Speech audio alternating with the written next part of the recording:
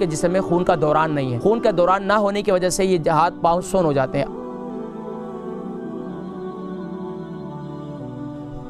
अस्सलामु अलैकुम व रहमतुल्लाहि व बरकातुहू। वालेकुम सलाम व रहमतुल्लाहि व बरकातुहू। जी माशाल्लाह। नाम उमर वज़न।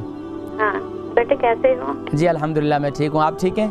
हाँ जी ठीक है, शुक्र अल्लाह। मेरे बेटे के लिए सवाल है। मेरा बेटा 32 साल का है, वजन उसका 12 स्टोन है जी। उसका नाम मोहम्मद आरिफ है। जी सवाल क्या है? सवाल उसके दोनों हाथ सो जाते हैं, पेन नीडल जिसे कहते हैं ना, वो होता है। अच्छा, कितना अरसा हो गया? 3-4 हफ्ते हुए। अच्छा, दोनों हाथ सो जाते हैं या हाथों की उंगलियां? दोनों हाथ सो जाते हैं। अच्छा, दाएं वाला हाथ कूहनी तक सो जाता है, बाएं वाला अकेला हाथ ही सोता है। अच्छा, तो ये इसमें टांगे भी सोती हैं उनकी या सिर्फ और सिर्फ हाथ सोते हैं? हाथ ही सोते हैं। अच्छा, दूसरा है कि उनका वजन भी ज़्यादा है, तो उसके लिए कोई एक्सरसाइज वगैरह या कुछ? उनका पेट भी बढ़ा हुआ है? नहीं पेट नहीं है, वजन भी ज्यादा नहीं लगता, कद माशाल्लाह ऊंचा है। अच्छा अल्हम्दुलिल्लाह। अच्छा, तो इसके हवाले से ग़िज़ा के अंदर कोई बेअतदाली तो नहीं हुई है? पर कुछ कह नहीं सकती मेरे साथ। अच्छा, रात को पूरी नींद पूरी लेते हैं? सॉरी ना, रात को पूरा सही सोते हैं वो? नहीं, कहता है नींद नहीं आती ज्यादा। नींद नहीं आती। अच्छा, ये कितना टाइम हो गया नींद के प्रॉब्लम है? नींद की प्रॉब्लम को काफी अरसा हुआ। अच्छा काफी अरसा हो गया।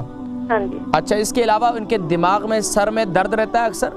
नहीं। ठीक है, बस मैं माशाल्लाह ठीक है। अल्हम्दुलिल्लाह। मैं जिक्र करता हूँ, प्रोग्राम देखें इंशाल्लाह। बहुत शुक्रिया कॉल करने का, जज़ाकुमुल्लाह। हमारी अम्मा जी, उनके बेटे हैं मोहम्मद आरिफ, उनकी 32 इनकी एज है, 12 स्टोन इनका वज़न है, दोनों हाथ सुन्न हो जाते हैं और उनको नींद भी सही नहीं आती, काफ़ी टाइम हो चुका है।